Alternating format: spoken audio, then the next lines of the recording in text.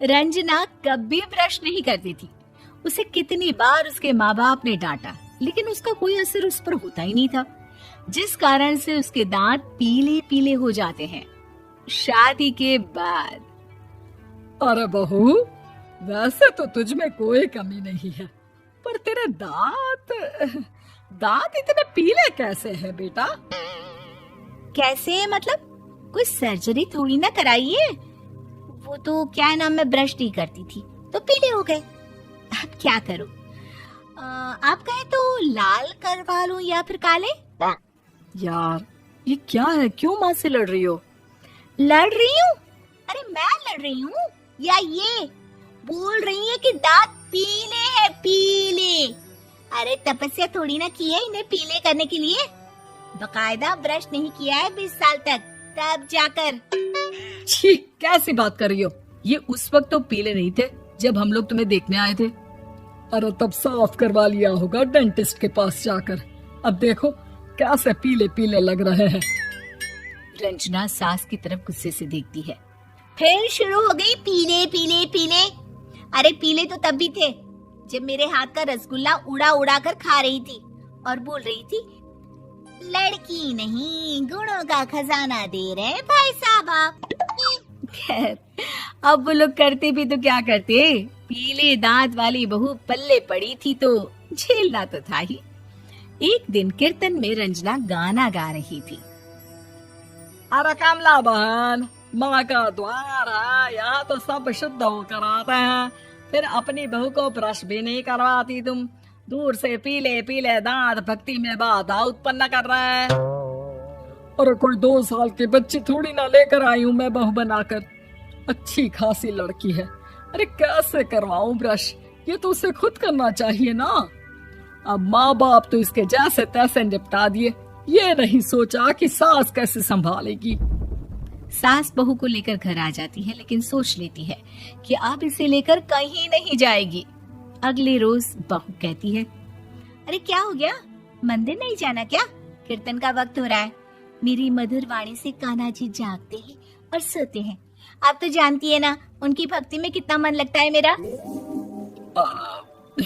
वो क्या है ना, तबीयत ठीक नहीं लग रही है मेरी, आराम करूंगी मैं।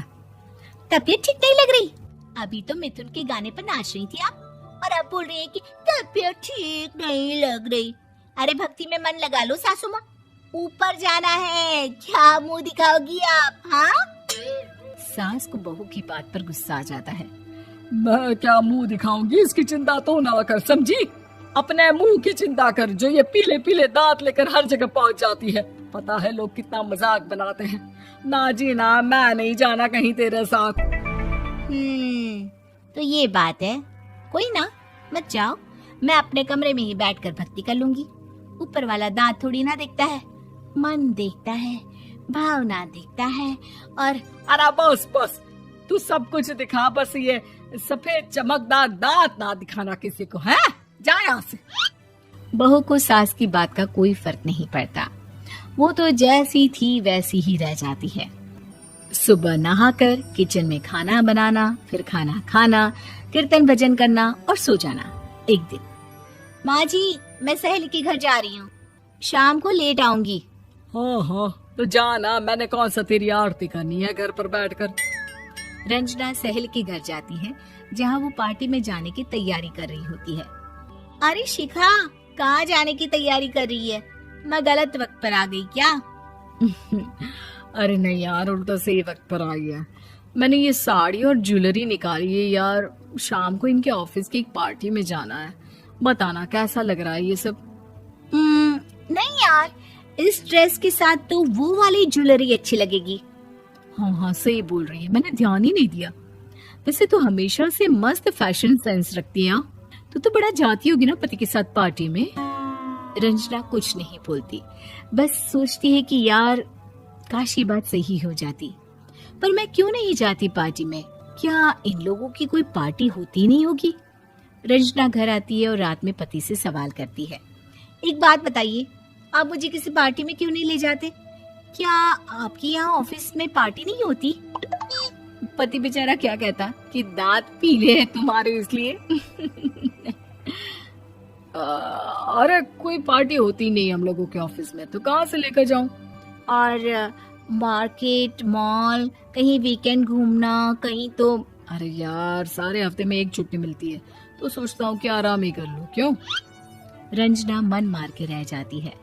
पहले कभी सास के साथ मंदिर जाया करती थी, लेकिन वो भी सास ने ले जाना बंद कर दिया। घर बैठी बैठी रंजना बोर हो जाती है। तभी उसे आइडिया आता है और वो मायके जाने का सोचती है। सासू माँ, 2 दिनों के लिए मम्मी के घर जा रही हूँ। अच्छा अच्छा, ठीक है, आराम से जा। और हाँ, माँ से कुछ अच्छी आदत सीख कर आना कि कैसे शरीर के हर भाग की तरह दांतों की सफाई भी जरूरी होती है, समझी? शुरू हो गई ना आप। वो लोग आपकी तरह नहीं है कि छोटी छोटी बात का बतंगड़ बना दे। उन लोगों के लिए मैं मायने रखती हूँ, ना कि मेरे पीले पीले दांत। रंजना माँ को बिना बताए उन लोगों को सरप्राइज देती है, लेकिन जैसे ही वो दरवाजे पर पहुंचती है, अंदर देखती है कि घर वाले कहीं जा रहे होते हैं। अब माँ, काश रंजना दीदी के दांतों वाली प्रॉब्लम नहीं होती, तो वो भी हम लोगों के साथ चलती ना बुआ जी की बेटी की शादी में। हाँ बेटा, लेकिन अब उसे कौन समझाए कि उसको उसके पीले दांत नहीं दिखते, लेकिन उसके आसपास के लोगों को कितना एम्बैरेसिंग फील कराते हैं। मुझे तो कितनी बार उसके स्कूल की टीचर ने शिकायत की कि उसके साथ कोई लड़की बैठना भी नहीं चाहती, और ना ही कॉलेज में कोई उससे बात करना चाहता था। लेकिन पता नहीं क्यों उसे ये बात समझ में ही नहीं आती। कोई कमी नहीं है उस लड़की में, बस यही कि दांत पीले हैं। वो तो भला हो जीजा जी और उनकी माँ का, जो दीदी को जैसी है वैसे ही रखा हुआ है। रंजना को अपने घर वालों की बात सुनकर बहुत दुख होता है। वो सोचती है कि वो क्या करे, लेकिन फिर वो सीधा डेंटिस्ट के पास जाती है, अपने दांत चमकाती है और कसम खाती है कि वो रोज ब्रश करेगी। अरे क्या हो गया? तुम तो 2 दिनों के लिए गई थी ना। पर कोई ना, अच्छा है, चलो आ गई तो। रंजना सास के सामने आकर खड़ी हो जाती है और पूरी स्माइल करती है, उसके चमकदार दांतों को दिखाती हुई। हैं? चले मंदिर? माँ, मुझे माफ कर दीजिए, मैंने आप लोगों को बहुत एम्बैरेसिंग फील करवाया। मैं आज से रोज ब्रश करूंगी।